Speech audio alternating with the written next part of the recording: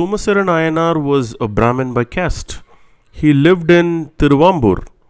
He was a great devotee of Lord Shiva and served his bhaktas irrespective of their caste. He did yogas and worshipped the Lord without expecting any reward. He went to Tiruvarur and lived with Sundaramurti Nayanar, to whom he had totally surrendered himself. Thus he got his grace. Here is a simple life of saintlessness.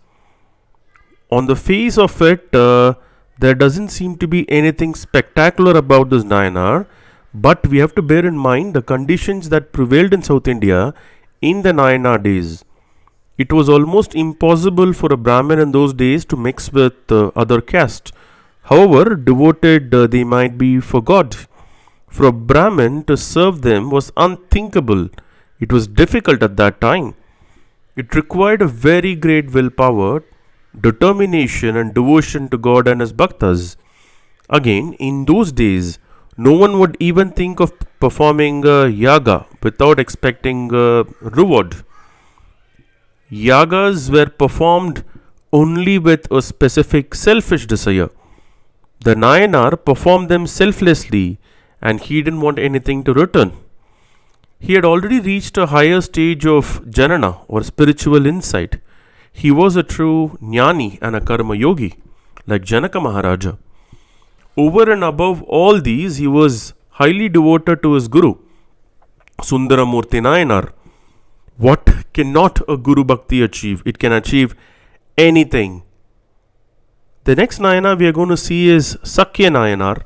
The saint was a Velala born in Tiruchanga Mangai. He was totally disgusted with worldly life, wanted to attain liberation. He sought the best way to get this. Due to false propaganda, he fell a victim to Buddhistic influence. He became a Buddhist, but it just did not satisfy him for a long time. He was immediately attracted to Shaivism and was convinced that whatever be the external appearance or conduct of one, if he had an intense devotion towards the Lord, he would attain liberation.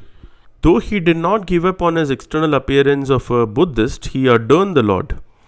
One day he was sitting in an open Shiva temple, meditating on the lingam, completely absorbed in the divine bliss.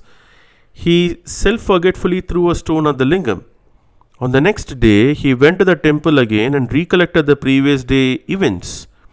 He felt it was Lord's will to reveal the profound truth that he would accept anything offered by his bhaktas in devotion. That was his daily worship, without which he would not even take his food. One day, when he was about to take his meal, that he remembered that he didn't have a chance to do his usual puja. And unmindful of the hunger, he went to the temple and threw a stone with great devotion. The Lord appeared before him, blessed him, and took him to Kailasha. Other Nayanar story which we are going to look at is Sirappuli Nayanar.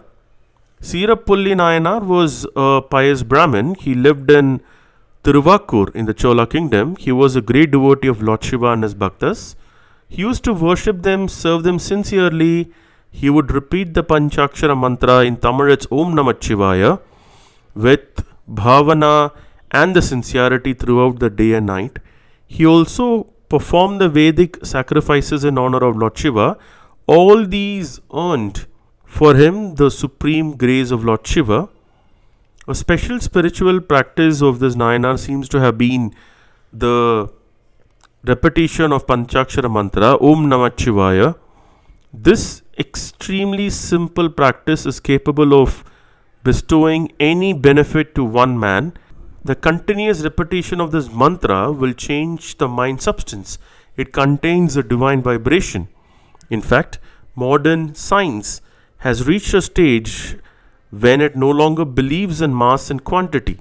Even the gross and impure intellect of the scientist has come to recognize the superior power in the subtle atom or a cell, that the sound vibrations can bring about a radical change within himself and heal him physically, vitally, mentally, physically, and spiritually. This is the highest yoga, to remember God always and constantly repeat or chant His name, Om Namak Shivaya. Thank you and looking forward to see you in the next video of Mantramritam.